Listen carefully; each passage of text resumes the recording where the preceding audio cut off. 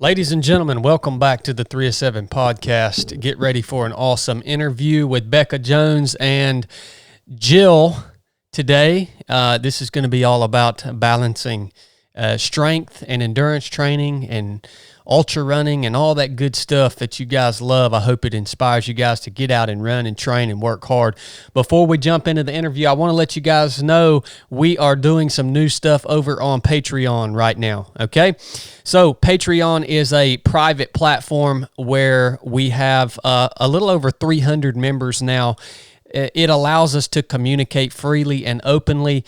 I am hosting a new show on Patreon specifically for our members called Nuff Said, where we look at current events and things going on in the world. I try to give you guys a unfiltered, Christian, common sense view on what I see happening. It's a pretty fun show, and I think our patrons are enjoying that.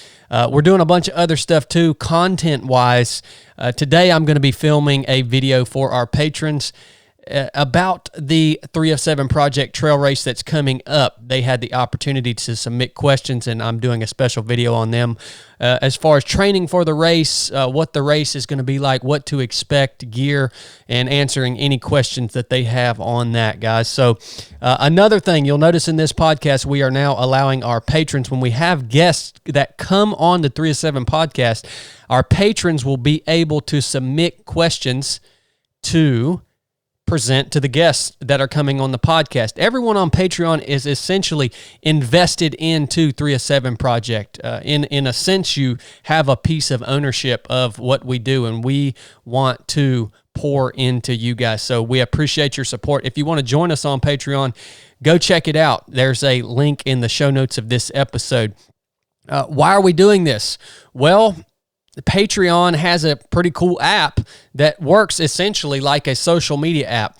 What I'm trying to create on Patreon is a page that you guys can go to where every post is either going to offer you an opportunity, it's going to teach you something, it's going to answer some question for you, it's going to provide some value to you, and you're not going to see a bunch of bullcrap. When I started Instagram, my Instagram profile about 3 years ago, it was a little different than it seems now. I notice when I scroll Instagram or any social media now, it's full of just ads and click and buy and all this superfluous bull crap, and I'm just about sick of it. So I think that we can do it better on Patreon. It's also not censored, so we can have real conversation and comments and share real ideas over there, all right? The other thing that we've been doing for quite a while now is Resurrected, which is a weekly live show where we present a Bible-based message, and then we have conversation afterwards, and that is live on Sunday nights, 3 Sundays a month. So we look forward to seeing you guys over there. That's where I'm going to start moving a lot of my content, and that's where I'm going to start focusing my interaction with the body of 307 Project is going to be over there on Patreon. We love you guys. I guess the other thing, the 307 Project Trail Race, that's an 8-hour, a 6-hour, and a 4-hour, as many miles as you can accumulate in that time, depending on which time you sign up for.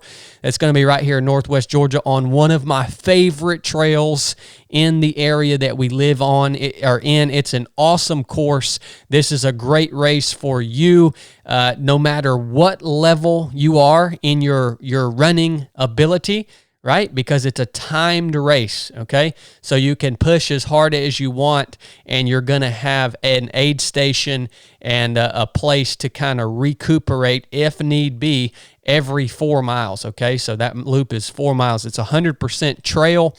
It's absolutely a beautiful place to run, challenging, and we love putting this race on. Last year, it was an unbelievable event just to get everybody together in one place where we can push, where we can grow, where we can see each other face to face. Go check it out. It's on Ultra Sign Up. You can register now. That'll be in the show notes of this episode. We hope to see you there. Without further ado, here is this interview with Becca and Jill. It's fun. It's funny. and a lot of good information. Enjoy it. Got it. Okay, we're live on the 307 podcast. We don't warm up on the 307 podcast. We just jump right into it because I know you guys are busy ladies. I tried to get this interview lined up yesterday. Becca's easy because Becca loves the 307 podcast. Jill, she said, well, now, how long is this going to take? Because, I got other stuff to do than come She's a busy bull woman. crap with you on a podcast, Chad.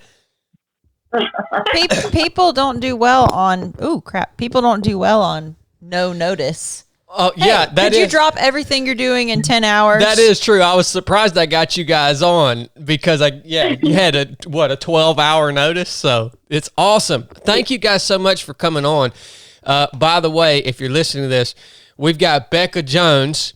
Becca Jones is a close friend of mine. She is the creator, founder, and race director of the Mid-State Mile. She's an ultra running coach. She is so involved in the ultra running community, probably more so than anybody else that I know. Becca is everywhere and always helping and always pouring into other people. We love her. One of the things that I love most about Becca, I'm going to go ahead and say it. Becca has found some way to exist. Between this, I can't explain this. There are people out there that can't figure out whether they hate Becca or they love Becca. They can't figure it out.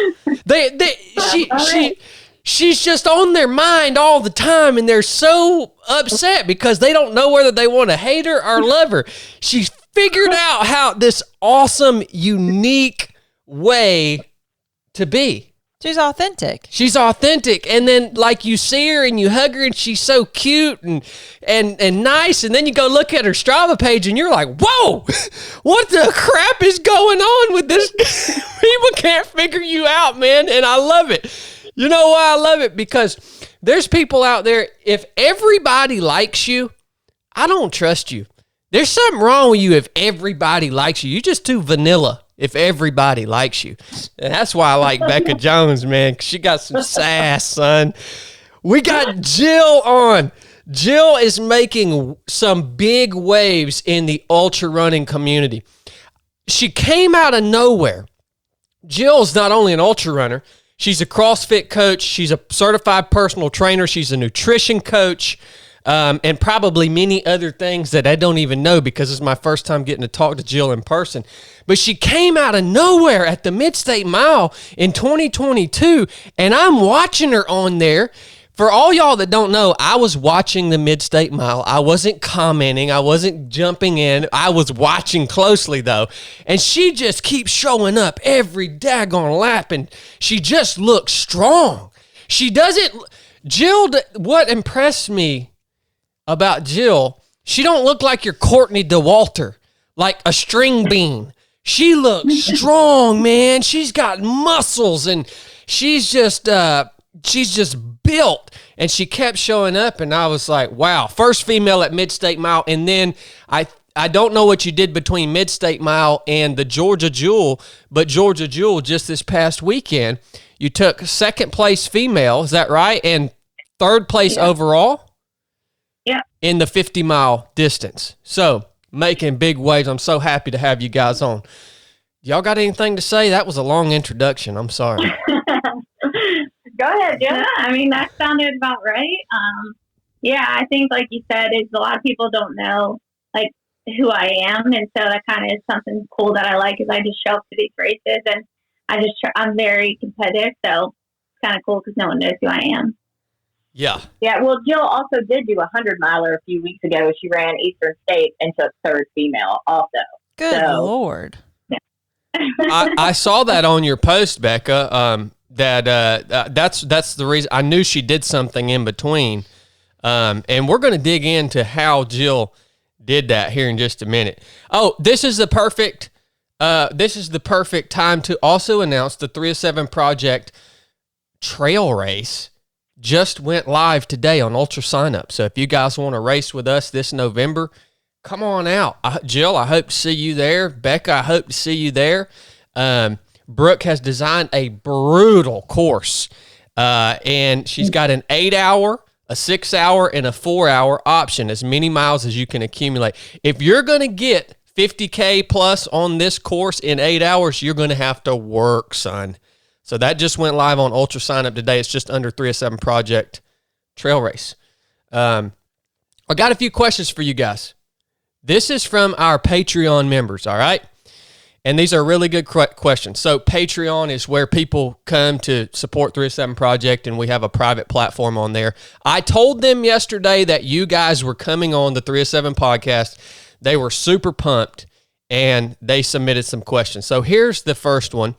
I really like this question from Annie. Annie is a good friend of mine, and she is just getting into running, all right? I just saw on Instagram yesterday she just did a 7-mile run, which is a big deal. She's just getting into running. She wanted to know what would be, this is for Becca and for Jill. I know this is a tough one for you guys maybe to answer, but what would be your biggest piece of advice for, Annie says specifically a woman, but I would say anyone, who is just getting started running? Biggest piece of advice. Biggest piece of advice would be strength training. Women naturally have endurance, but need more muscular strength, especially for the longer distances. Strength training is one of the biggest things that women can do to completely transform their running. Yeah. Yeah, I mean, I would say, like, for me, I'm very new to this. Like, I just got into trail running literally a year ago, pretty much, a little over a year ago, like a year and a half maybe.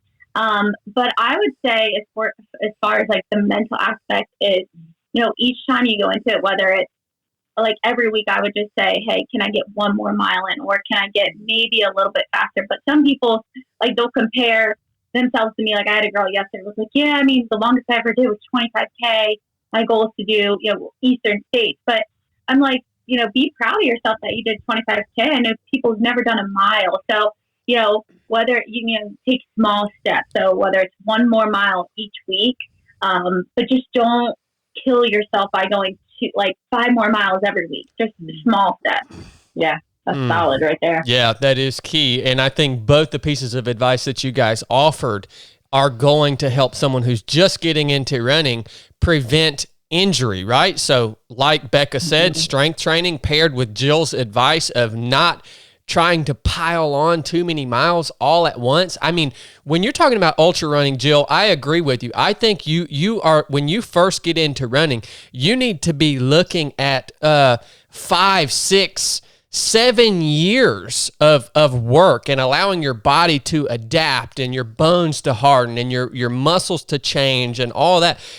And people look at me, I haven't been ultra running that long, a few years, but what I have behind me is a decade of running and fitness in the SEAL teams that preceded my ultra running. So it might look like some of us just jump right into it and we come on the scene out of nowhere.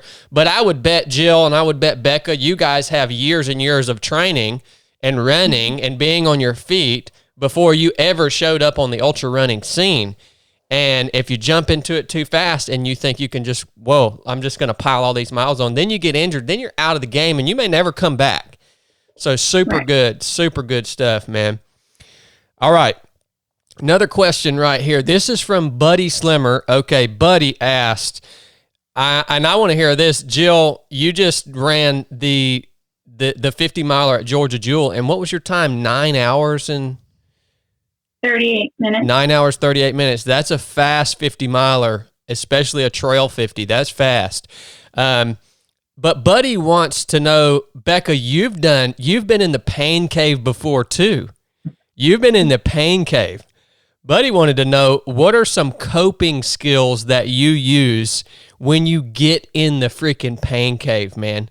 Like, what do you do to cope with that? Just when the bones in your legs feel like they're about to break, or you get behind on calories, or you hit that point where you just don't want to run anymore.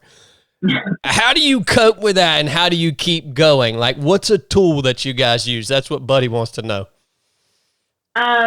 For me, and he is right, I've definitely been in the pain cave. It is focusing on the smallest thing. Like, you hear the next step, and yeah, that's correct. But sometimes I talk out loud, like your mind wants to wander and start going to other things, and you need to be present in that moment and engage. Like I'm saying, get to that tree, stay focused on the trail. Another thing we just talked about the other day is I make everything work for me. I meet no adversity out there. Everything is working in my favor. I'm like, oh, it's storming. This is great. Everybody's going to slow down. I'm going to keep moving. This is going to be awesome. Oh, it's 95 degrees. Great. I stay cool. I don't get hot. Like, man, they're going to suffer, but this is all going my way. All right. Like, I frame everything, whether it's a lie or it's true, everything works for me, and I draw energy from that. So I'm always at the advantage and everyone else has the disadvantage. That's one of my coping mechanisms. That's perfect, Becca. Me and you are in alignment on that. What about you, Jill? For me, I'm super hard on myself. So, and like Becca heard me during the race, like I just tell myself, like, suck it up. Like, Jill, you got to suck it. Like, I had some blisters on my toes. I would like stub my toe. A lot of times I'm like, oh my gosh. But then a lot of times I always think, so my mom passed away about 6.5 years ago. So I always think like, you're still present. You're here. Like your body is able to do this. And there's other people who aren't alive or who just, physically, mentally, whatever, cannot do this. So, you have the opportunity right now. Like you paid for this. You were able to do this. So, push yourself to do this. It's like only pain in that temporary moment. You'll get through this and it's going to feel better at the finish line. So, I always tell myself, like, you got to do this. Sometimes I look up and I'm like, Mom, you got to get me through this. And then another thing is I'm always asking, especially when I have a pacer tonight, because I'm like, when is the next aid station? Because if I know it's 5 miles away, then it's like, all right, you only got 5 more miles till you get to that aid station. So basically take another deep breath and then it's on to the next one. So that's it. That really helped me during my 100-miler because the aid stations are about 5 to 8 miles apart. So if I knew it was only about 5 miles, it was like, all right, you just got to run 5 miles. That's all you got to do. And then you're at that next aid station. So I try to think very small steps at a time. Yep. These are universal keys these are literally everyone that competes at this level. We're all using these same tools, right? Mm-hmm. So, buddy, that's a great question. But yes, break things down into small, digestible segments. Get control of your rudder. And like Becca said, no matter what the conditions are, understand that everyone out there is dealing with the same conditions that you are. And it's your perspective on that challenging condition, whether it's heat, whether it's cold, whether it's a hill, whether it's nighttime, whether it's rain. It's your perspective on that's going to push you further, faster than the rest of the people out there. Man, I love you guys. All right. Okay, this is a question from Becca, and then we're going to dig into some more conversational type stuff. This is another question from our Patreon. This is from Joey Yeager. Becca, is it time for Chad to return and reclaim his title and set a new course record at the Mid-State Mile? Of course you would choose that question. I don't think it's time yet, though, Becca. It is. I think it is. To see you and Ultra Dad. Oh, it'd be Justin, a brutal race. It would be. Somebody might die. It would be epic. Because it would be fun to watch. Yeah. Oh, man. All right. Sweet. All right. I want to get to know Jill a little bit better.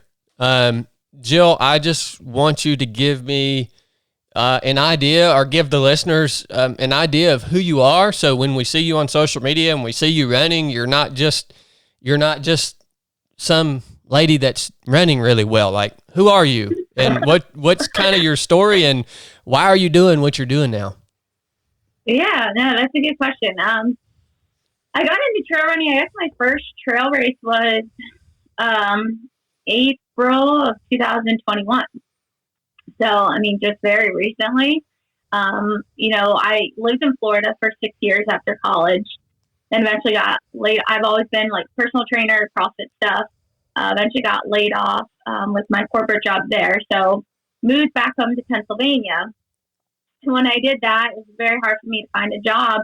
But we have a cabin up there in Lock Haven, Pennsylvania. And so I pretty much lived up there for a while. And one of the races up there, Heiner, there was a 25K and a 50K. they opened up spots. So I decided I've always wanted to do this race. So I signed up. It was a month before the 25K. I had no trail shoes. Like I had nothing. I didn't know anything about it. I mean, I knew a little bit about the race, but so I just went into it, and within my first 25K, I got second place female. I was only like 2 minutes behind the first place girl, and that just kind of like lit a spark under my ass because I was like, all right, I can like hang with it. So that summer, then I signed up for a few more races, like got first place female, and just really enjoyed it. And I've always just done CrossFit, and tying both of those into it, like the strength training and stuff, just really paired well with the running. It made me a stronger runner, I think, just because I was able to last long with that stuff. Eventually, then I moved down here to Tennessee and to Nashville, and I like was telling Becca and them it was a rough start for me. I didn't know anybody at all, and you know, wasn't going out, wasn't really doing much.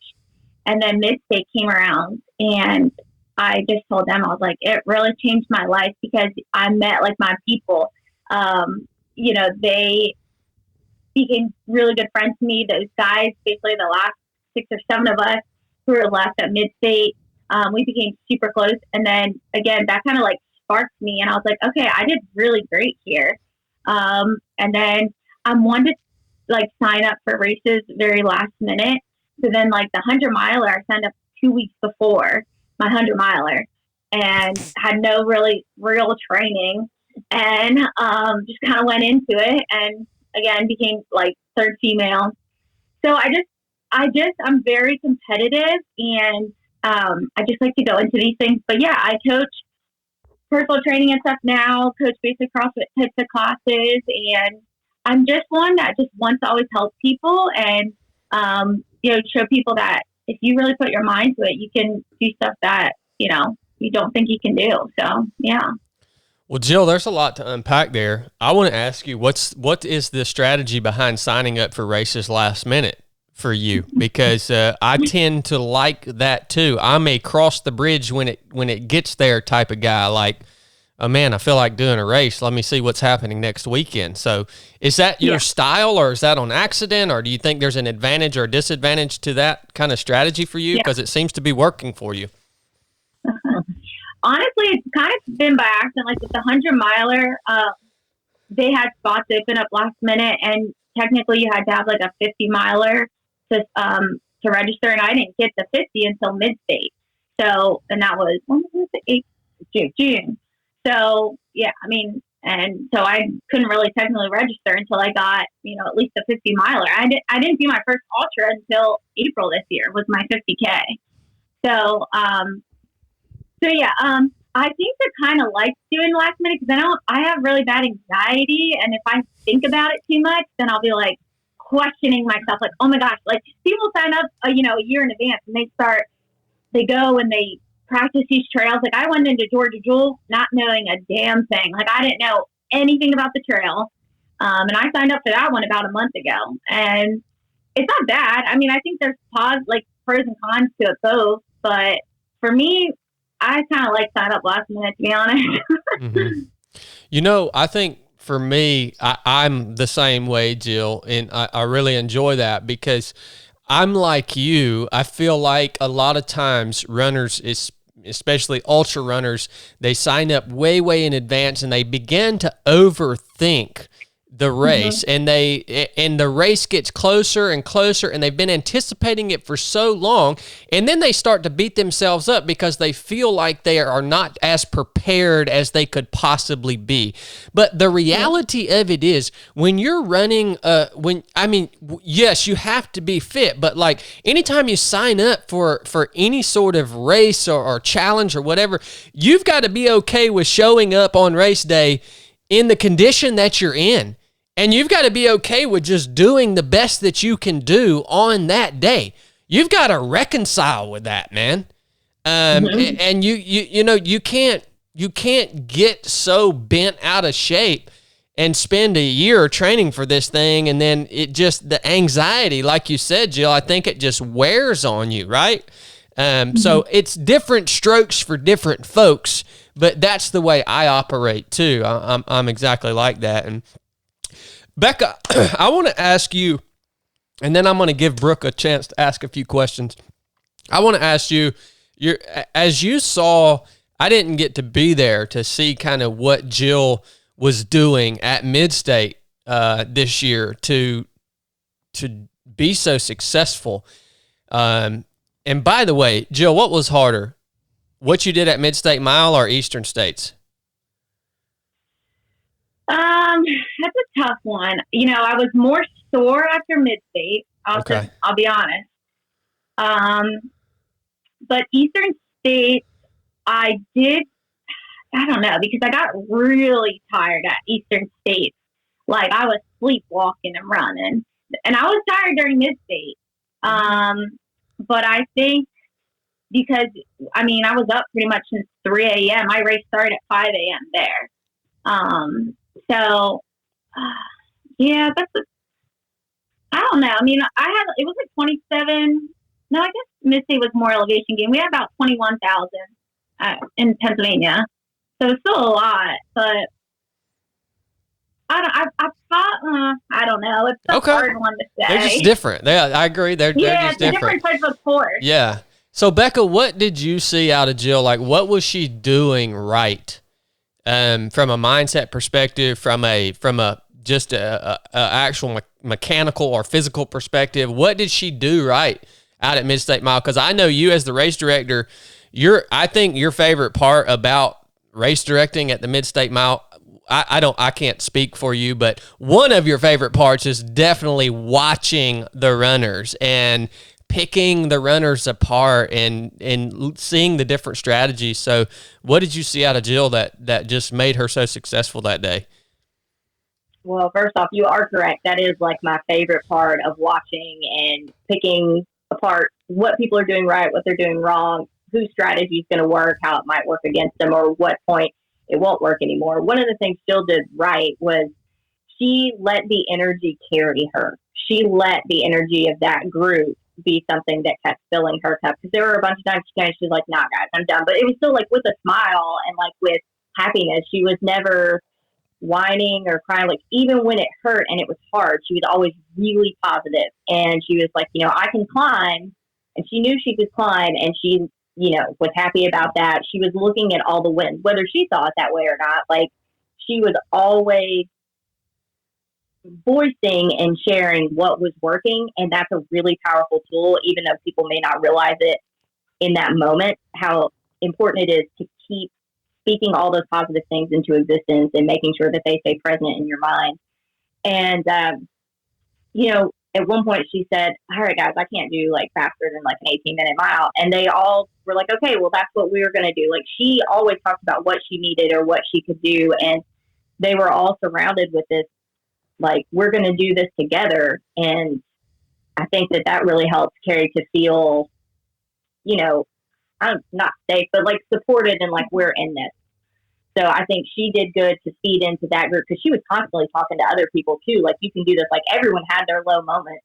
Lucas had low moments, but I don't think he ever said it, or at least I never heard it or something. That's Lucas for you. Yeah. But everybody else, Eric was pretty quiet, but everyone else really talked through it. And yeah, I could hear her voice as they were climbing up, just offering up encouragement. And she really just stayed present in the positivity, I think, was one of the things she did most right. That's because key. To her credit, she was like, I have no idea what I'm doing. She didn't have nutrition dialed in. She didn't have anything like that, but she had a good head on her shoulders. That's awesome. That's awesome. Where did that like positivity and that tool that you utilized, Jill, where did you learn that? Has that always been a part of your life, or like being able to channel that? Also just like, I think it's like the competitiveness too. It's just like, I grew up with my brother. I grew up with like all boy cousins pretty much. And my dad was always very competitive. So it was just, I grew up pretty much like, I was very athletic. So like not giving up, like that was just never in my book. Like, so I always just learned, like, I got to hang with the boys. So once I dropped, no offense to Aaliyah, once she dropped, she was the last girl. I was like, all right, I got this. So now it's just okay, how much can I hang with the boys? So yeah, like she said, as long as I can stay positive, because I'm a big like mindset, like mental health person. I truly believe like if you tell yourself like you're in pain, yeah, you're gonna be in pain. Yeah. So just you've got to keep pushing, and it's like now I like now I'm glad how I did, but then I'm like, gosh, if I just got to 100. So, but that'll be next year. There you go. That's awesome. Hey, Boo, I'm going to turn it over to you for any questions that you have for Jill or Becca, because I've been talking their ear off. By the way, I could literally question you guys and talk your ear off for a long, long time, so I'm going to be a little selfless. And Brooke usually has better questions anyway. So. I was writing down my questions because I assumed you would forget you were going to give me time to ask questions, and I was afraid I was going to forget them. I have 2 questions, and I might have more.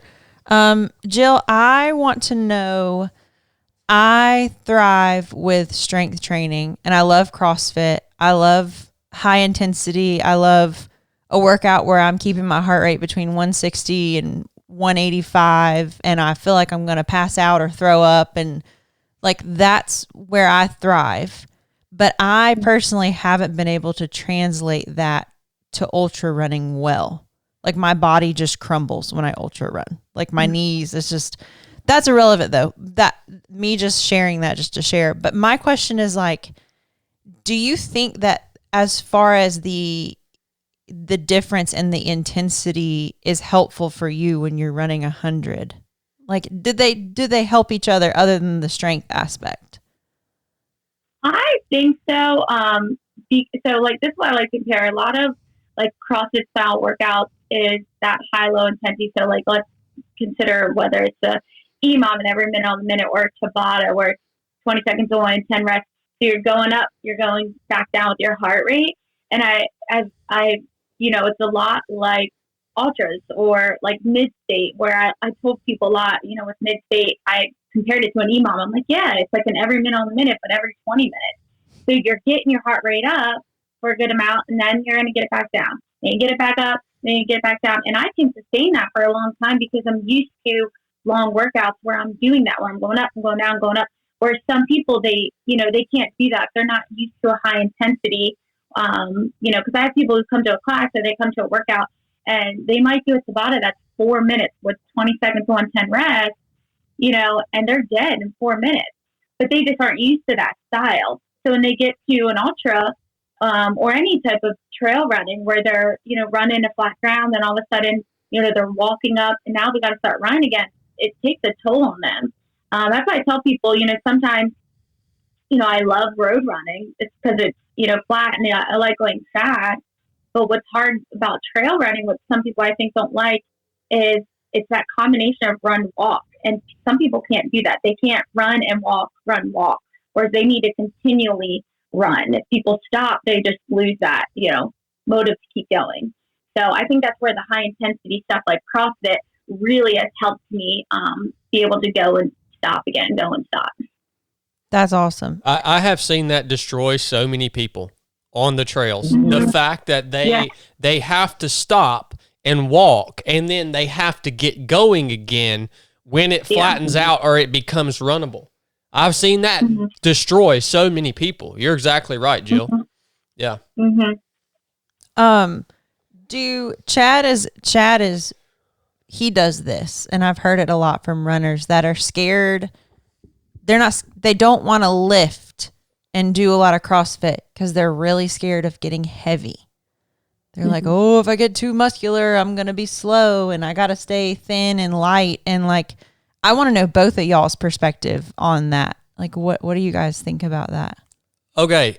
I actually want this to be the meat of our conversation. So I want you guys to really go in depth on this question right here, because this was another question from one of our Patreon members, David Brewer. He wanted to ask, actually Darlene Brewer, training methodology or philosophy as it ties into this dynamic that Brooke's talking about, lifting, strength training, and how that pairs with ultra running. Because I have people like Chili that swears if you want to be the best ultra runner, you do not need to be lifting weights. He's lifting weights right now. Only because I force him to. And then obviously you see people like Harvey Lewis, like Courtney DeWalter, like some your big distance, Johann Steen, those guys that they're just sticks. I mean, these guys, there's no doubt. You look at these guys and girls that are some of the best in the world, if not the best in the ultra running world, and you couldn't convince me that they could deadlift 135 pounds. Like, it's like their shoulders would just break off of their body if they tried to lift anything up. So there is an argument to be made, I think, both ways. But how does this Brooks question?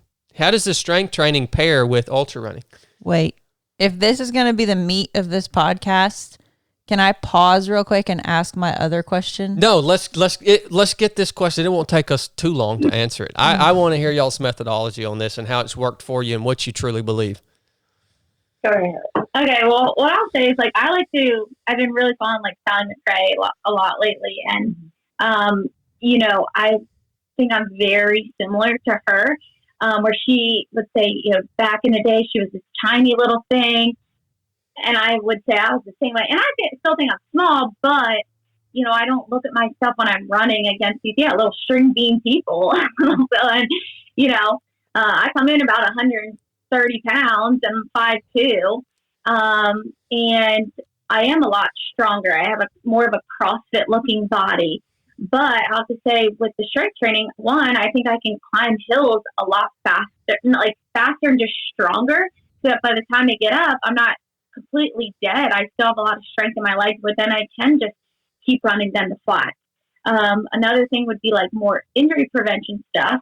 And so, like, after, like, the 50 miler, I was sore, but even today I went for just a mile jog/walk with my dog, because I'm able to do that. Whereas I know some people who don't like strength train, they may have to take, a good week off because their body is just totally broken down. Not saying that you shouldn't take a week off, because I think it's great, but I think I'm able to bounce back a lot faster than others just with the strength training, because my body is just a lot stronger than those who don't strength train. That is one of the key factors. Hey, Jill, Jill, did you guys take your 1.5 mile walk or run after you and your dog drank your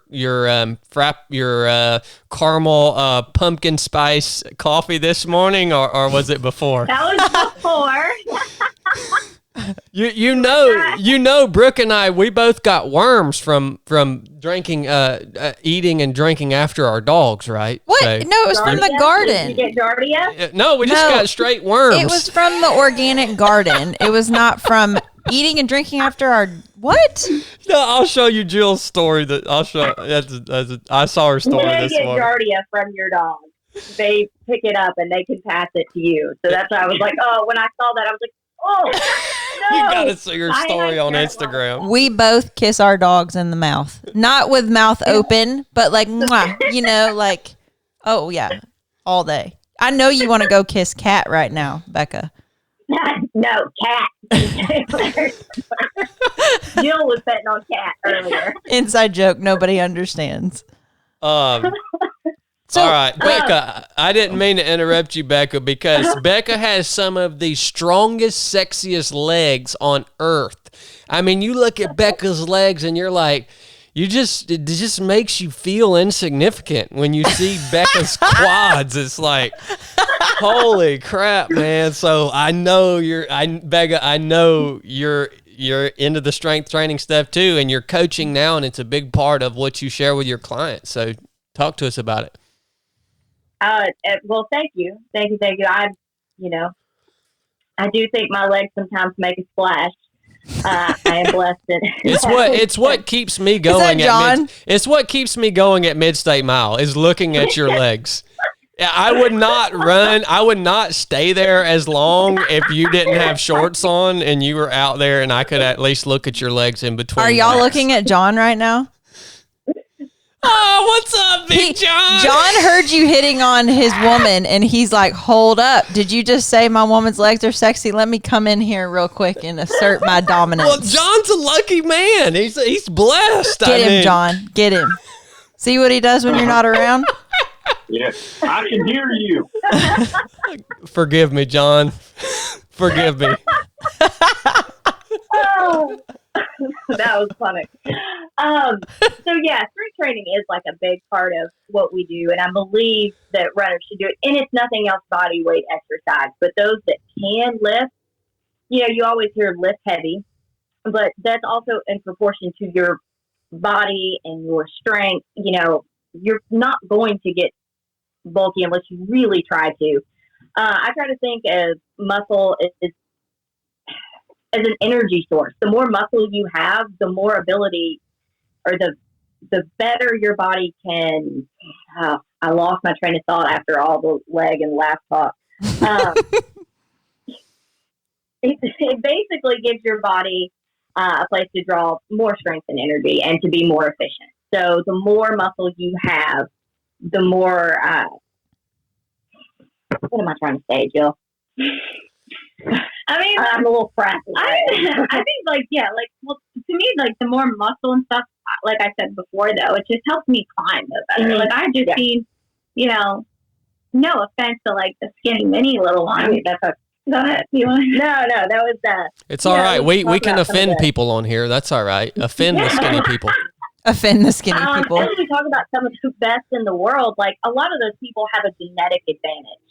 And we have to look at the sport and who we are as an overall, like, I like to call everyday athletes. Like, the people who are doing this, who don't necessarily have genetics on their side, they have to work harder, and they have to use every adaptation that they can develop and get their hands on to push further and push harder. And, we have a tendency to look at these people and go, oh, they're so great. Well, their body's built different. So we have to look at the people who have come from the back of the pack, or who are average and normal and who can achieve great things, and look at what they did right, not what someone already has gifts, and then listen to them. And I love Sally McRae, because she really does speak to the everyday athlete, the everyday runner, the aspiring athlete, the people who want to start from nothing and build up. She does really great about giving them the tools to be strong, to prevent injuries, and to understand how their body works, not just go take 100 calories and, you'll be fine. Like, you don't need to strength train. And Jill is right. Like, you can climb better. You can recover faster. Your body has more to work with when you have some muscle. And it's the more strength you have, the easier it is to move your body down the trail. I mean, that's just kind of how it is.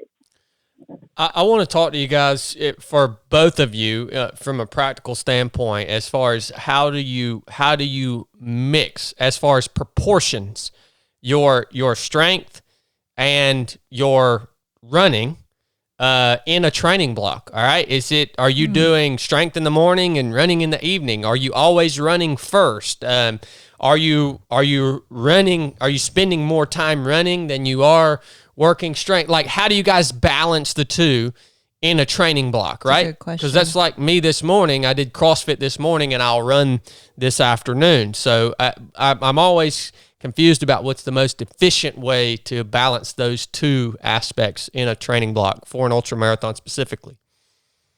Yeah, like, I'm trying to figure this out too, because I think when I kind of first started to get into this running, I was really beating myself up, where I was like, I've got to get my CrossFit workout in. I've got to do this. And then, I would go run. Now, because I'm doing, like, in 2 weeks, I have 100K. So I'm probably just not really going to run, honestly, the next 2 weeks, just because my body's pretty broken, like, beat up right now. And I probably won't really do much weight. I'm just going to be, like, body weight stuff probably, as far as, like, strength training is, and just to get my body just moving and, stretching and stuff. But if I do two a days, yeah, I kind of pretty much do that. Like, I'll get my strength training in, but I won't go, like, probably super, super heavy or something that day.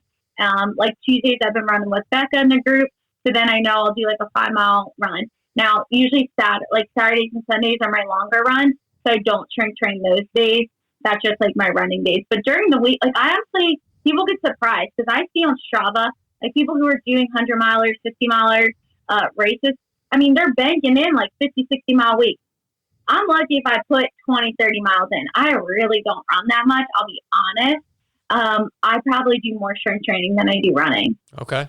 When you're doing your long runs, what kind of pace are you laying down when you're thinking about a race coming up?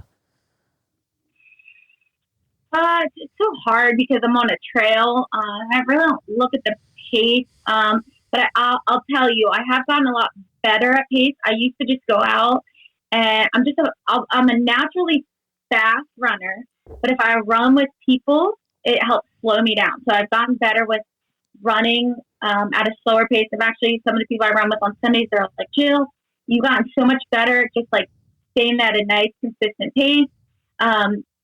So I don't know. I mean, I honestly don't even look at the pace now. When I used to do just like road running, I mean, I could do a 16-minute or 16-mile and be like 17:15, like a 7-minute mile, basically. Mm-hmm. But I don't really do much road running right now. Next year, because I think I'll be doing Boston, I probably will be. But I keep it pretty low. Like probably anywhere from 12 to 15-minute mile. I don't know. I honestly don't really look at the pace.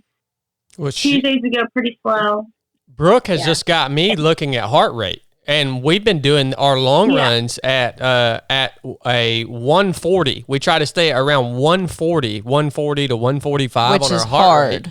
And it's great for a long run. It's painfully slow though initially. Yeah, you're like, oh. I've never done that before, and I think it's such I think it's a better measure to use in terms of pace on a long run. So. Well, shout out to Huberman.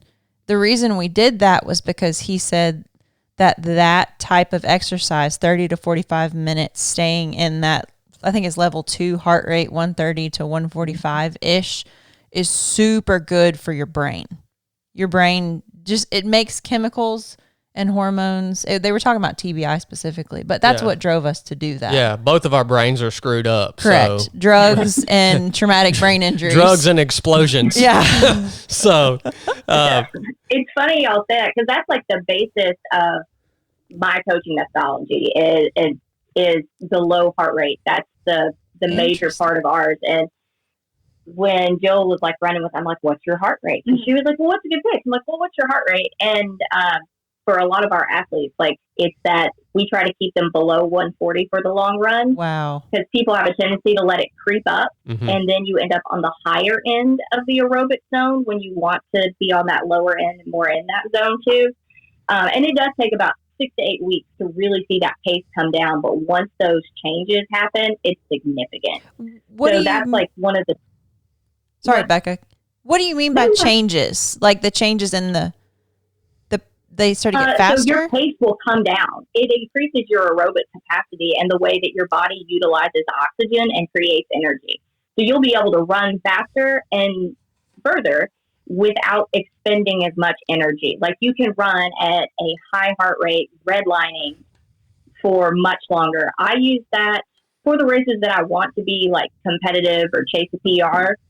That's the biggest part of my training is 80% slow running and then a lot of hill work and then body weight or definitely strength training. I think you should strength train 3 days a week, at least 2, and you need 2 rest days, like full rest, stretch, mobility, yoga, meditate, all mental and physical flexibility, and just being in your body and seeing what hurts and what areas need to have tension relieved and stretched out.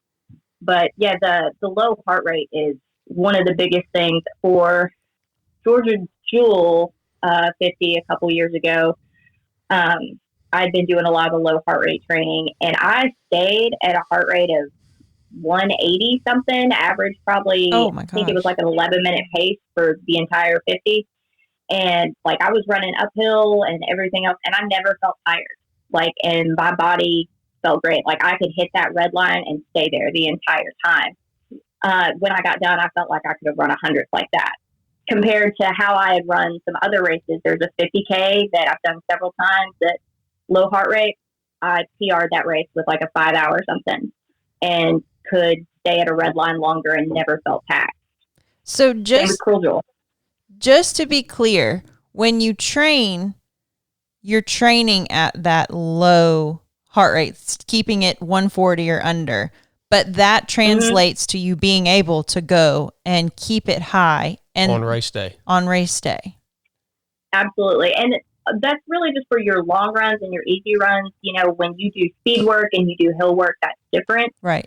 But it really does show up in hill work because your heart rate will stay lower as you climb, or if it spikes, it drops back down faster. You can recover so much faster. That's cool. That's really cool advice. I love it.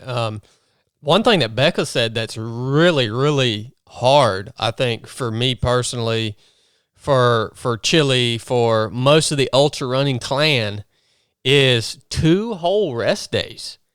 I mean, that's hard, man. Yeah. Like, because, you know, I've always been more, and I'm not saying that I'm right. I've always been more along the lines of, you need to run every day, and to take 2 whole rest days a week, that would be tough for me. Well, and I think I'm pretty sure I'm speaking for both of us. I struggle to take a full rest day too. And I think for me, and I'm pretty sure for you, it has to do with, we're pretty much addicted to... It's mental. It's mentally. Yeah, it's like for me to take a rest day, I'm going to be in a bad place that day mentally. And did you notice how Becca said meditate and be in your mind and see where you're at? And like, that would be challenging for us to not have the endorphins and not be kind of chill and relaxed and tired from a hard workout, and then have to check in with yourself mentally and be like, hey, where am I at? Without my crutch that is exercise. Like... That could be a little.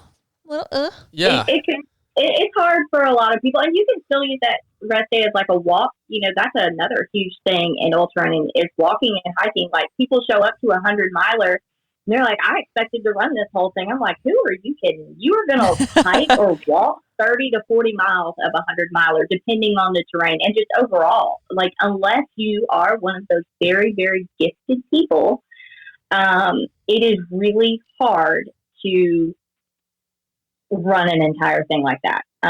So having a strong walk and a strong hike is imperative. So, you know, that can be done on a rest day. I think last week doing the 75 hard, I walked 30 miles just walking. And geez, holy cow. Yeah. Well, that's right up your alley, Biscuit. I know. I mean, Biscuit loves to walk. I mean, she is just a walking... she needs to write an entire children's book series about her adventures with her dogs and her walks. I'm trying to convince her to do that. You should. Yeah. So random. There was what else? I have a question. Oh, man. Okay, go ahead. I wanted to ask, both of you have said things that kind of made it pop in my mind. I have trouble personally when I'm putting in more than about 25 or 30 miles. I have a fear of not being able to go to CrossFit on Monday. Like, I have a fear if I've run a 50K and it blasted my knees. It gave me a patellofemoral. I had to go to physical therapy. It took me months to be able to run again. My IT bands were blasted. So now I have this deep fear that like long runs and races will prevent me from being able to do my maintenance workout that keeps me sane every day, right? And so my question is like, when you guys are running, how do you start to learn to listen to your body and know that, okay, that pain is like a possible injury versus this pain is expected and I just need to suck it up and keep going? Yeah, I'm not good at that. I'll be honest, like, I've had a knee pain in my left for quite some time now. And you're doing another race in 2 weeks? Yeah, but I've been dealing with this pain for a few years. And, okay, that's legit. Yeah. But I've been dealing with like feet pain and ankle pain, and it's stuff like, I should eventually probably get checked out, but I'm very, I don't know the word. I pretty much suck it up, but I am not saying that people should just do that. That's not the advice I'm trying to give. Really, it's just I'm just one of those, once I commit, like and again, it's not always best advice, but like, it's like, once I commit, I'm doing it.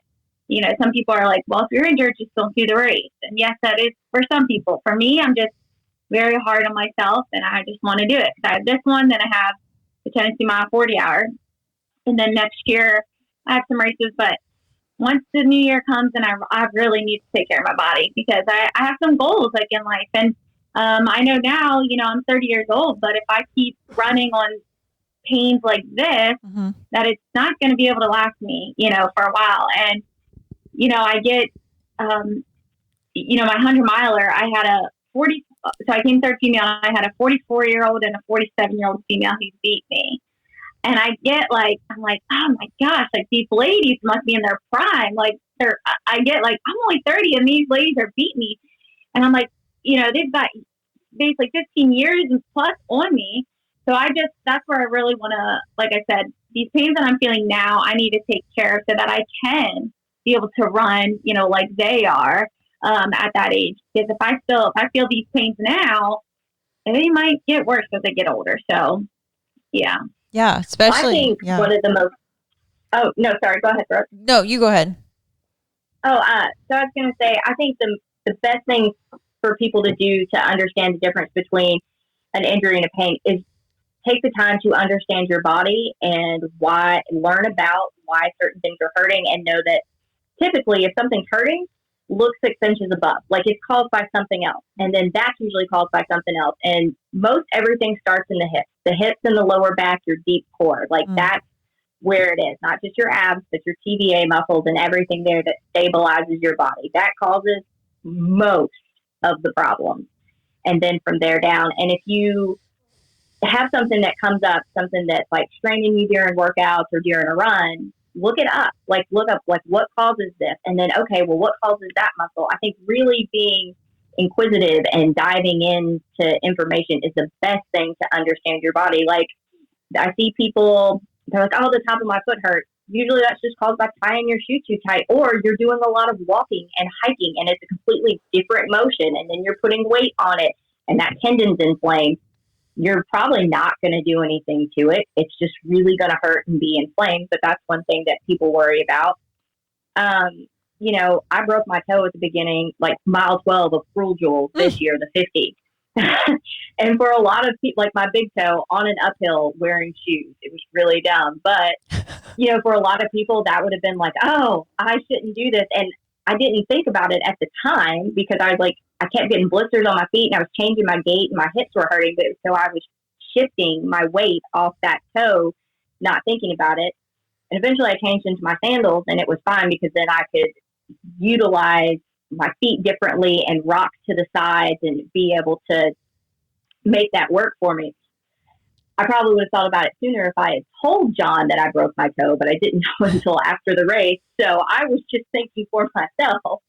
But that was one of those things I was like, it's not going to do any more damage. And so when you realize that there is an injury or there is a pain, knowing where it's coming from and being able to assess is this long-term or is this just short-term discomfort? And if you know that this comes from XYZ, then you can go, okay, well, I'll be sore for 2 weeks, or I'm risking tearing something.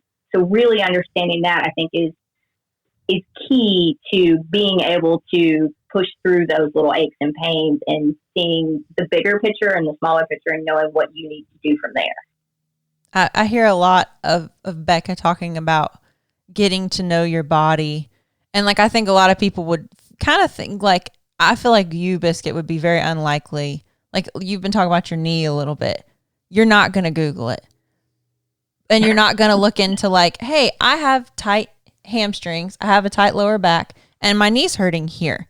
Like, let's look into that. But I can see how that would be such a great thing to just have a mental map of like, here are the weak points on my body. And it could be, okay, I need to strengthen X, Y, and Z.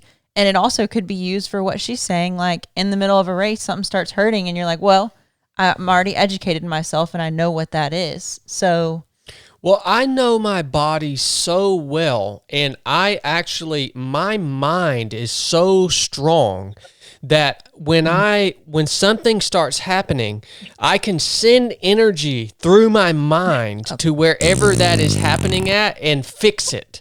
So that just comes from decades of doing the hardest things.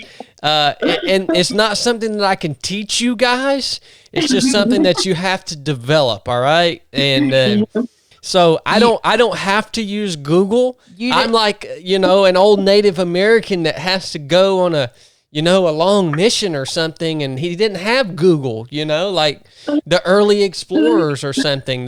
You just know your body so well, and your mind is so strong, you can actually heal your body just with the power that resides in your mind.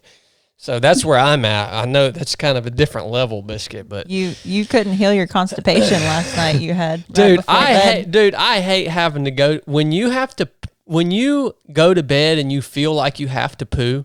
You don't sleep as good. Why didn't you use your Jedi mind tricks on that? Why didn't you? It just wasn't ready. It wasn't ready. I mean, it was there, but it wasn't ready. So you're an idiot. Oh, what you just said is not helpful to anyone. Like you just wasted like a good minute and a half babbling on about something that is not true when we have like we're trying to get information here. It's psyops. We're trying to provide a resource. It's psyops. I know some of my competitors are going to listen to this podcast, and I want them to think that I have some special Jedi mind that they don't have. This is all psyops, all right? So I had to add that in. His superpower is his ability to compartmentalize. I think that's what he's trying to translate to the normal person, is being able to compartmentalize it and put it aside and move through it. And make it not a thing. Ignore it until he's on the floor first thing in the morning. You know going, what? Oh, my back is so tight. I can't move. I'm so glad. I'm so glad that the Lord took it off my heart to take over the world, because I was there for a while during coronavirus. I was about bent on taking over the entire world, and I was actually going to try to bring Becca on board, because I believe if we wanted to literally take over the entire world, Becca and I could do it. I think you just out of sheer tenacity and just violence of action. I really think that we could. I mean, we would end up being terrible dictators and tyrants, and so I'm glad that's not. Becca just understands me. She knows how I tick because we're so much alike, and it's amazing that we're friends because we're so much alike. We should be wanting to kill each other, but okay. Oh, this is what I wanted to add on Becca's advice on 2 days of rest. I want to know, have you guys ever utilized the sauna? The sauna. I like the sauna. It's still a form of stress to the body, so it's not actually rest. Amen. Amen, sister. It's a stressor to the body. It releases hormones that are stress hormones. So, but it's a great tool. I'll take it over a cold plunge anyway. Oh, yes. Amen to that. Becca's the only person that I know that is actually tough who has stood up for you on me ragging you about not getting in the cold plunge. Oh, me and Becca, we're like the same person. Only person who is like, yeah, I ain't cold plunging either. You know, Becca, a lot of people hate me too. I mean, we're like the same freaking person, man. I need to start an off the rails Strava channel. You know what's just funny? So I can be more like Becca. Is that John and I are similar, and he's probably listening. Like, shut up, that's not true. Yeah. But I really do feel like me and him are very similar. Yeah, I could see that. And I think it's funny that like you see the personality types are attracted. You and John are much more caring and understanding. We're and funny. Compassionate. Yes, you're both funny. You guys aren't very funny. No offense, Becca. Dude, I get lucky. I get lucky like once a year and say something that's funny. Like, And then you take it too far because you made people laugh, and then you ruin then it's it. not funny anymore. Yeah. No, I agree with you. Do you have another question, Biscuit? I do, but it's kind of like I do. I am hearing Jill talk, and I don't know if you got this. She's running 100K in 2 weeks. Yes. And that freaking blew my mind. I'm like, what? Didn't blow my mind. She's Jill. I'm like, what? That's insane. And I want to know, like, what else is driving you to do? Because in my mind, I've heard you with competitiveness, and I know you have a passion for fitness, but like the level that you are pushing yourself to, my intuition is just like, that's not all that's driving you. Like, there's got to be more for you to be this wild about it, you know? I mean. Yeah. Well, honestly, I didn't realize how close I booked these 2 races at first. Then I was like, oh shit, I only got 2 weeks, like, between these 2 races. I was like, oh gosh. But this 100K, actually, I did sign up for this, not like too far in advance, but a few months ago. Like, this one, I was actually talking about at mid-state. I was telling the guys there, yeah, I have this big race coming up, like, you know, in October, this 100K. This was supposed to be my big race this year. Well, now it's becoming one of the smaller races, like, not smaller, but it's going to be like a smaller race. So, yeah, but I think this was, like I said, like, yes, the competitiveness, but I do want to be, like, I've always been a coach of some sort in the fitness industry, but my niche, I want to shift more towards the running community and help runners out there, because I truly believe that, and not a lot of people are going to agree with me here, but that everyone truly could be a runner. I mean, everyone can get out there and walk, run, whatever they, for the most part. It's a fundamental, natural human activity. You're exactly right, Jill. You're exactly right. Yeah. As soon as you saw that, I saw him go like this, his shoulders raised, and he stuck his head out. He was so ready to say something. Yeah. Well, see, and then the thing is, I have people, like, even at the gym that I'm at, like, or just, I mean, you know, you have everyone who's like, running so bad for you. No wonder your knees are like this, like that. I mean, my knees are messed up before I started running. And, like, you know, you can. Your knees are messed up from CrossFit.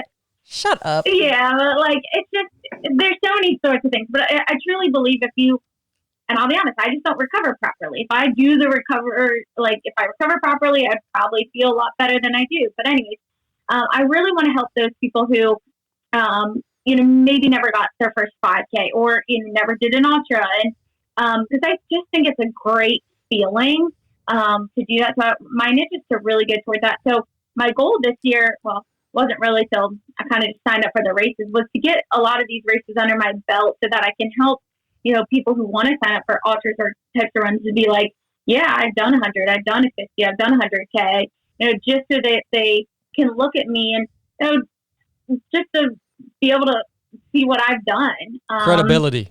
But establish that credibility or that running resume. I totally get that. Yeah. Yeah. Yeah. And I like new challenges. Like, I like to, here's like the thing I like to, do things that a lot of people won't do.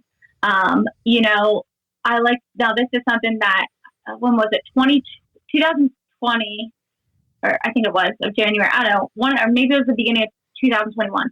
We tried to forget about those years. We tried to forget about those years. Whatever year it was, but it was January 1st. It was New Year's. And I always like to do something that, like, let me go off the challenge, you know, and I decided to do 1,000 burpees for time. And I'm like, people are like, why would you do that? I'm like, because I like to do things that most people won't do. So, you know, I did that. I do like the 100-miler, because most people in the world aren't going to do that. So I just like to do things that most people won't, and then I want to help others do stuff that they don't, like, that they probably don't think that they can do, but they will. Heck yeah. That's awesome. Well, yeah. I'm going to start to wrap this thing up. I just have to ask, what's next for you, Becca? I've got Buckeye 200 here in a couple weeks. Oh, actually, snap. I think like 10 days. Did you what? I said, oh, snap. 200 miles. Why? Why not? Yeah, it sounds like a good time. I haven't attempted a 200 here in a few years. My first 100 milers were actually in 200-mile attempts. I never set out to run 100 miles, so this is a little bit of unfinished business for me. But and this one's different. Like when I picked the goal, I knew I could do 200 miles in the mountains. That's my comfort zone. Climbing mountains, descending, I'm happy there. This one is road, and it is really, really flat. And it's basically self-supported. So you can have crew or you rely on the stores along the way or the kindness of people. So John's going to crew me, so I will have help there. And we'll just utilize what's out there. So flat, road, and basically unsupported. So those all sounded like really great challenges and super outside of my comfort zone. So I was like, we're going to do that. Jeez. That's going to be a mind screw right there, man. Gosh. Oh, 100%. And I'm kind of looking forward to it. I'm very curious to see where my mind goes and where my focus goes and how I bring that back so that I can take that and help other people with that and say, I've been there. I know that you're feeling this. I know that you're thinking this. I just think it's going to give me a whole lot more to work with, a few more tools in my toolbox. So that was why I was excited about it. These are the type of, you ladies are the type of women that need to be coaching. Like Becca's like, I need to go do 100 so I can help people better. I mean, I'm sorry, a 200 so I can help people better. Like that is the key, man. Let me go sacrifice my joints in my body so I can be a better coach. So that's the first thing that you should, when you are looking for a coach, that's the first thing that you should identify. Okay, I'm gonna hire this person to pour into me and to make me better. What you should see, what have they done in the recent history, the last few years, right? Because I tell people all the time, if I ever stop doing hard things, stop listening to me. Just stop listening to me. Like it is our obligation. Now, I'm not a coach. You guys are coaches. I'm just some kind of guy that people listen to online. I'm just some guy. But like, it's my obligation. It's you guys' obligation for us to continue to push ourselves in order to claim that title. I feel like the title of coach has kind of went down the drain since life coaches. Yeah, I mean, it's the last. I don't know. I've only been out of the Navy and been in this world for like the last 3 years, but like I see people that are being hired as coaches and claiming these titles as coaches, and it's like, dude, you're a freaking CPA or a financial advisor or like what have you done, man? Like.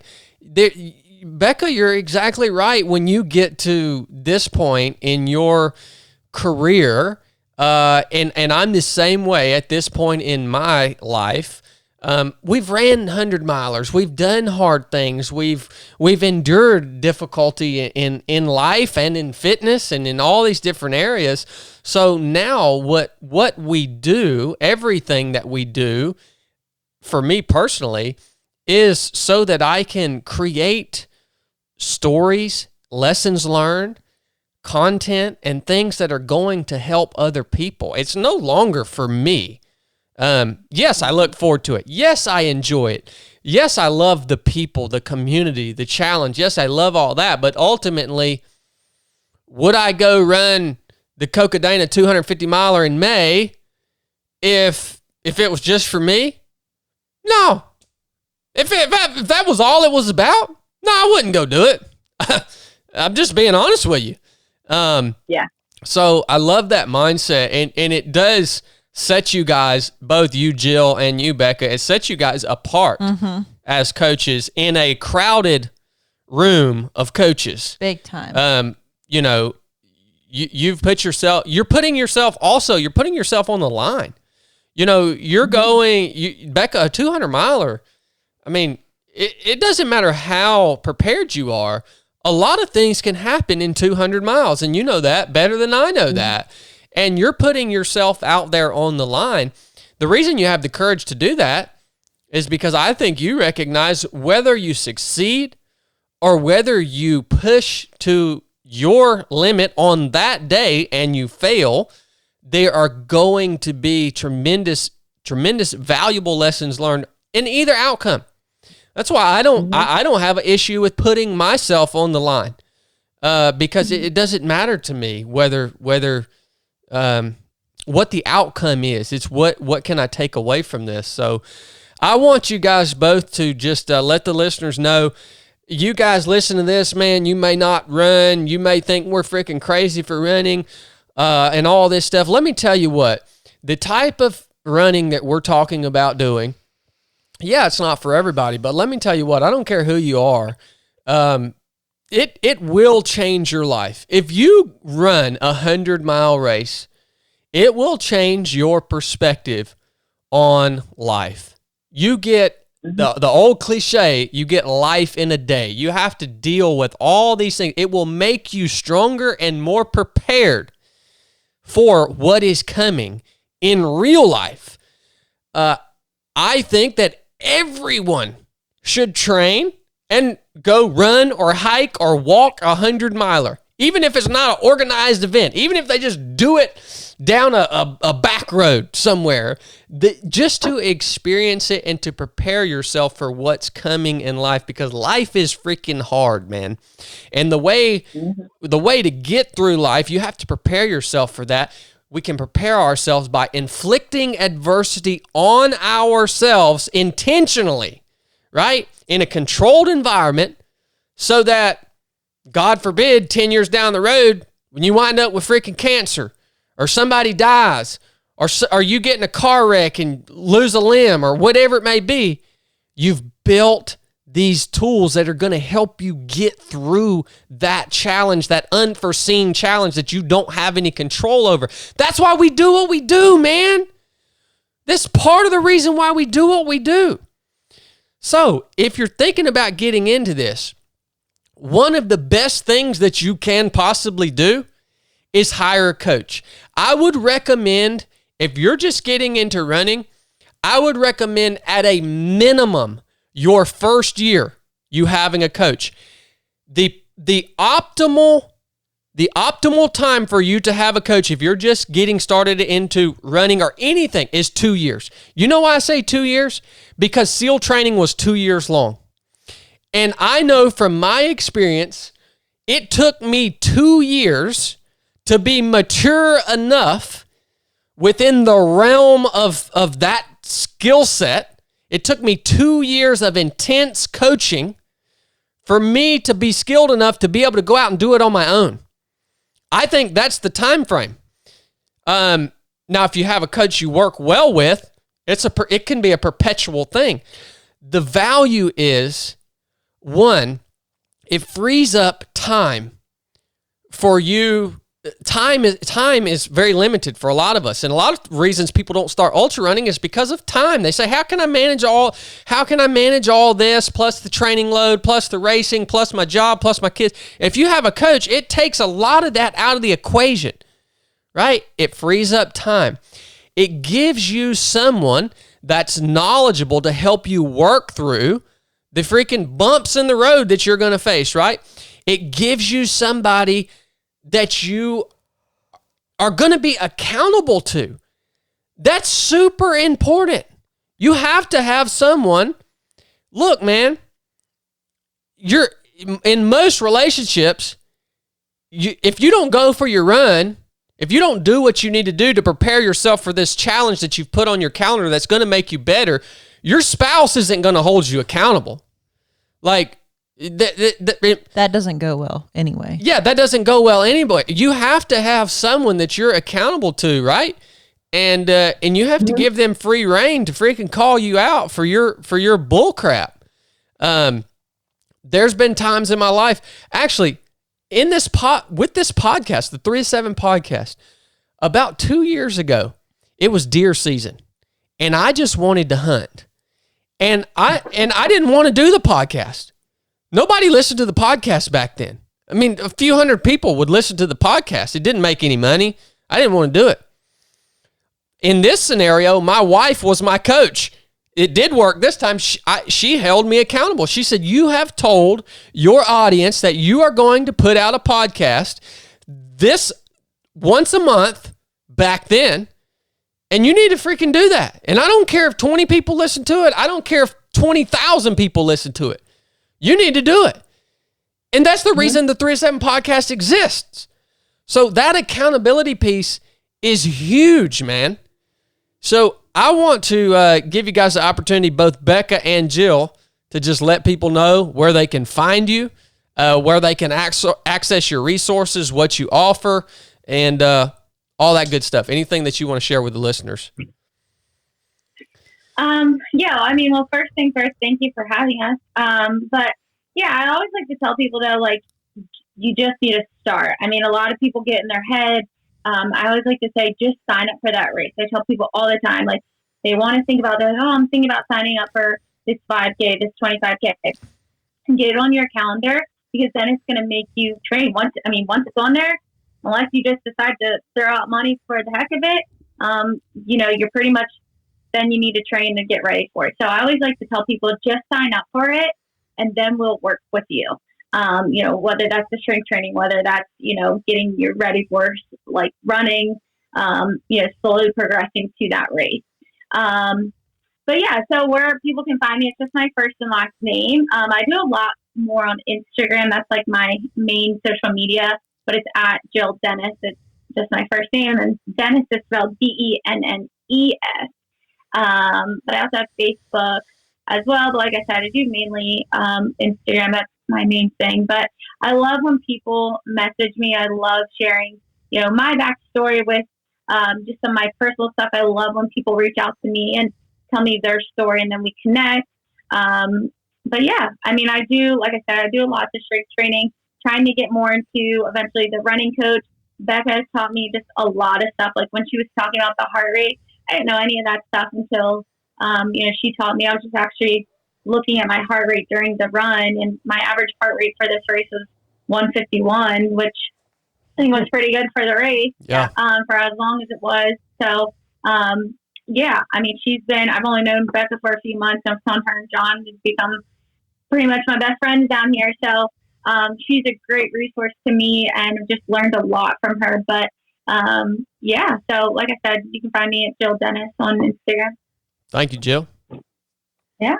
She actually gave me and John a card. It was very sweet and wrote very nice things. John read it out loud because I'm not a good out loud reader person. And thanks for having us. And Brooke, it was great to see you this weekend and get to spend some time with you out there at Georgia Jewel too, and at Higher Ground.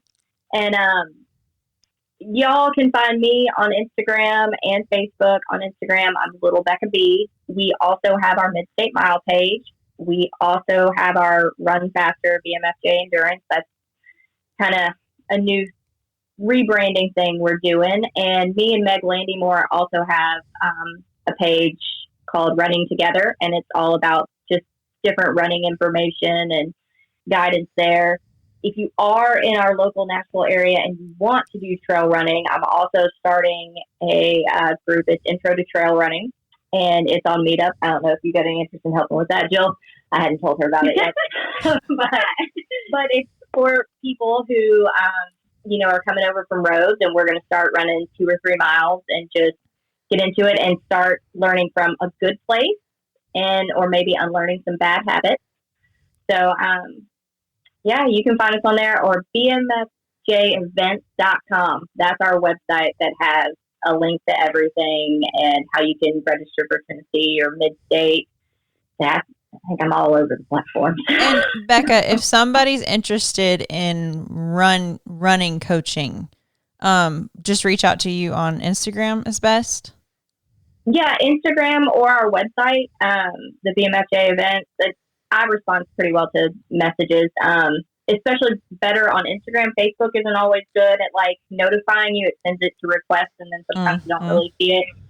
And I am going to say, if anyone is looking for a coach and, we're not your jam, look for coaches that tell you they failed. Do not hire someone that goes, I've never DNF'd, I've never come up short for anything.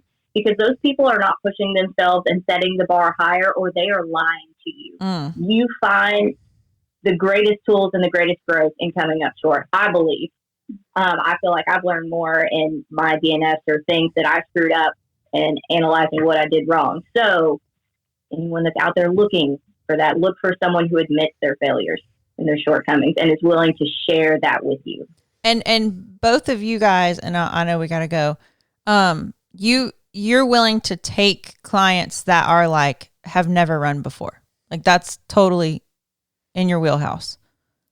Yeah, absolutely. We only were doing ultra specific, and that is like our specialty. But I've realized there's a lot of people that want to do it and want to learn how to do it. And I think I want to give those people the tools as well, not just have them when they've learned all these bad mindsets. And I think when you start people, like whether it's string train, I mean, really anything in life, when you start them fresh, that's like even in CrossFit, when you have someone who has done something for so long, learning from another coach, and then they want to be coached by you, it's hard to break that habit. So if you have a runner come to you who's never really ran an ultra, never ran a 5K, now you get to start with them fresh. I mean, you get to teach them, stuff that they've never learned before. So they get to learn, hopefully, the proper way, to do things, and start learning it the proper way instead of coming from something not so proper and then trying to change their habits. And that's hard. I mean, when you're like me, I'm 30 years old, trying to change something, at 30 years old, it's hard. I mean, trying to break a habit, it's hard. Yeah. Yeah. It's the same with teaching people how to shoot guns or anything like that. It's the exact same process. You should teach me. I've done it a few times, but I'm trying to get out there a little bit more. The absolute worst students that we train on the range are the guys that grew up around guns.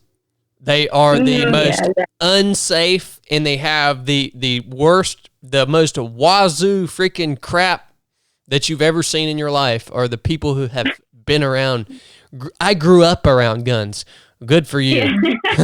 Like, I know how to do it. Yeah, exactly. And Becca, you're exactly right. The most epic people on earth are the people who can share their failures, not for the sake of pity, but for the sake of lesson learned.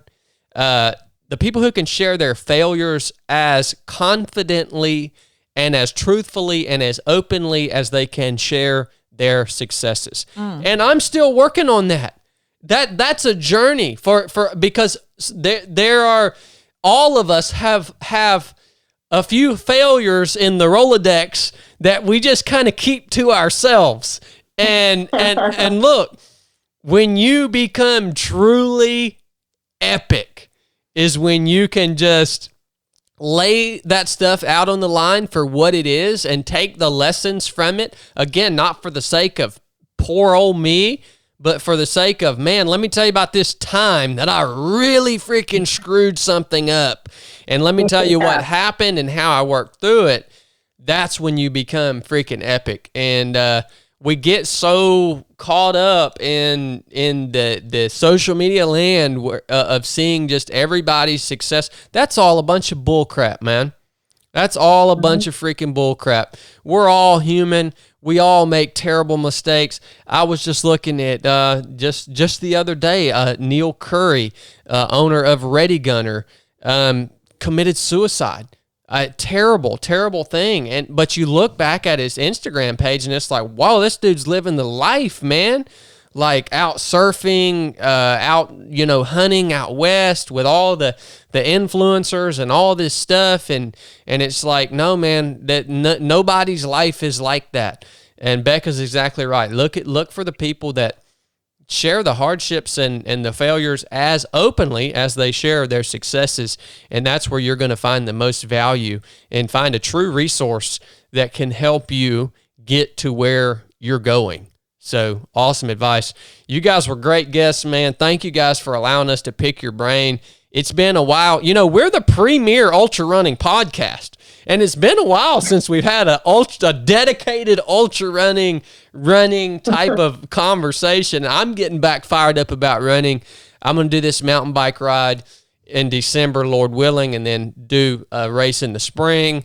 and I'm getting back into the groove and just so excited to have you guys on. And you gave me a lot of energy today, gave me a lot of wisdom, and I'm just so happy to see strong women like you guys out there setting the freaking standard, man. Here he goes, John. Look out. Keep doing what you're doing. John, I'm sorry my husband's so creepy and you have to be on the receiving end of that. I'm so sorry. I can't control him. Well, all right, guys. Well, we appreciate y'all so much. This was so much fun. This made my day. This was fun. So much. It was a blast, and I'll see you guys soon, hopefully. And Jill, I hope to run against you one day and beat you. If we run the Mid-State Mile together, I'm not going to run at your pace. I'm going to try to screw your mind. So, you should come to Tennessee Mile.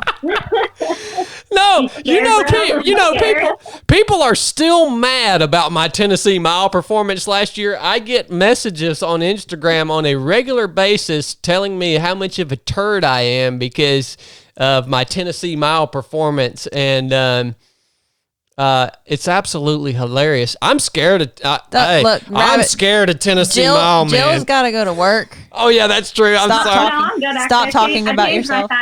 Wait, how many miles did you do at Tennessee? So I came out to Tennessee Mile because I had a couple of really good friends, people that are part of the 307 Project community running the long distance. What was it that year, Becca? Was it 40 hours? 40 hours? Yeah, I had a couple of friends out there doing that. So I thought, well, I'm going to go. I had signed up for the 24 hours. I was actually going to go out and run it. Blake booked a dang speaking engagement the very next morning at like 7 a.m. So I said, you know what? I'm going to go out here and just run some laps with my friends and hang out and do that. What people don't understand, people that haven't been part of the ultra running community, is a lot of us that love ultra running, like, we're going to go to races just to be around people sometimes. Like, I'm not, every race I go to is not everyone is for me to race and win. Like, and you can be upset about that, whatever you want. Sometimes I just like to go and be around the community, right? That's half the reason that we run ultra and we don't run marathons. Okay. So that's what I was doing there. That I don't even know. I freaking probably ran like 3 or 4 miles. I didn't run very far. But because of the switch, like, it messed something up on the ultra sign up. So, and then it had like the miles all out of whack. I think it's just because you didn't want to race ultra dad in that 24. Yeah. Oh man, that would be a brutal 24 hours as fast as you could go. You could really hurt yourself. I mean, I could really hurt myself out there. There is no doubt about that. And especially in that cold. Especially in that cold air. Becca, you and I we're the exact same person.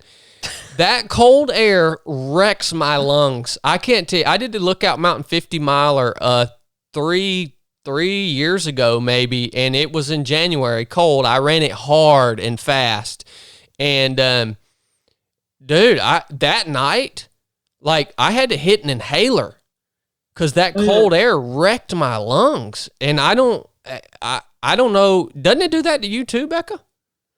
Oh, it does. I do not do well in the cold. My body actually had like an anaphylactic reaction to the cold one year to race. My second attempt at a 200, I did 100 miles and stopped. I had hives all over my body, couldn't breathe. It was not good. Me and the cold don't get along at all. Once it gets below 65, 70 degrees, I want nothing to do with it, honestly.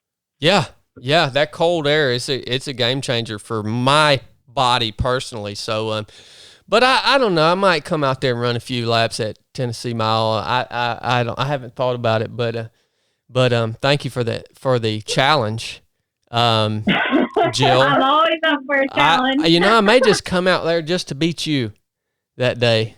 You won't beat me, but that's okay. I love it, son.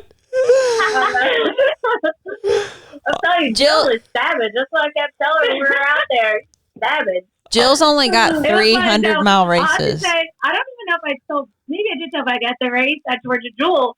This guy comes black and like I hear him behind me, and so like what you're supposed to do is like let him by you, whatever. So I let him buy me, and he goes, "This is a race. Like, why you let me buy you?" I said, "Well, I didn't want you to, like, just go ahead." As soon as he goes by me, he falls flat on his face. I said, man. He goes, "Man, I didn't fall all race." And he gets up and goes, and he goes, "All right, well, it was nice chatting with you." And he's like, "Good luck." I said, "Oh, don't worry. I'll catch up to you." And sure enough, I did. And he ends up getting 5th place, and I got 3rd. Hell yeah. That is fantastic. I was like, "See?" Oh, that's wonderful. Dude, I love savages like Jill. I mean, that's awesome. And can I say, you keep saying you and Becca are very similar, and I just need to say the obvious, that you're both raging gingers. And this explains a lot about your intolerance to cold and the fact that you're both bat crap crazy. Yeah. You know what I mean? Becca and I actually enjoy being the villain sometimes. Feisty. Y'all can both be really mean. We like to show up as the villain sometimes. But you're both really tough. It's not because we're evil. We just enjoy it. It's just funny to us, It's a ginger thing. Yeah, I like talking crap. That's one of my favorite things. Like, I love that in basketball. Talking smack. And in my head, I am talking so much crap to every runner I pass or that passes me. There are a lot of not nice things that I think. But when I talk to him, I'm like, "Yeah, girl, I'll get it, man. Great." But in my head, I am talking so funky to you. That is awesome. I wish sometimes I could just like record it and play it later. They'd be like, "Oh my God, I cannot stand you. You are awful." And I'd be like, "Yeah, I know. I've met me. I've been up there. I've heard it all." That's awesome. Becca, I think they are actually accepting females to SEAL training now. I think maybe Becca should go to SEAL training and become the first female SEAL. I think you should. I think you would be a millionaire. Look, just go down to the recruiter after this call, Becca. Get a SEAL contract, okay? Yeah. Just go through BUDS, just BUDS. It's just going to cost you about 8 months of your life. When you get to the last day of BUDS, actually graduate and then just quit and get out of the Navy and write a book, and you're going to be set for the rest of your life. Perfect. All right. I love it. That sounds great. I don't know why some woman hasn't done that yet. Like the first woman that makes it through SEAL training, she doesn't have to do anything for the rest of her life. She has to go and suffer for 6 months. That's it. And then she's set for the rest of her life. Awesome. Yeah, it's like, why there's enough crazy women out there that there's got to be one that can do that. It's a 6-month investment. And then you write a book and you go on every news channel and you're set for the rest of your life. Wait, you said 8 months. Is it 6 or 8 Well, months? boot camp is like 2 months and then BUDS is 6 months. And then you don't have to do anything else. I'm rambling now. I'm sorry, guys. We got way off track with that, but I'm here for it. I love it. I just think Beck would be a good candidate for that. So how would when she goes to carry the boat on her head, it wouldn't reach her? She would be in the Smurf crew. Oh, yeah, you'd be in the Smurf crew. There would be guys. There's plenty of guys as short as Becca. They're actually stronger. The short guys do better under the boat because they're just compact. I could totally see Becca out in the surf, arms linked with everybody, being like, "You pussies. You complaining about this?" Like, just no. Becca would be like me. She would not like that cold water. Oh yeah, I forgot about that. Ooh, that might be a game changer. That was the hardest part. One of the hardest parts for me was surf torture. That cold water was just not for me. Yeah, I could definitely see that being like one of the things that would just. Woof. But I got no doubt I'd do it. Yeah, if I make my mind up, I ain't quitting. That'd be awesome. All right, guys, we got to log off. Thank you guys for coming on. We love y'all. Hope to see you soon. This will come out here soon. I'll let you know when it comes out. Bye, ladies. Nuff said. Bye. Thank you.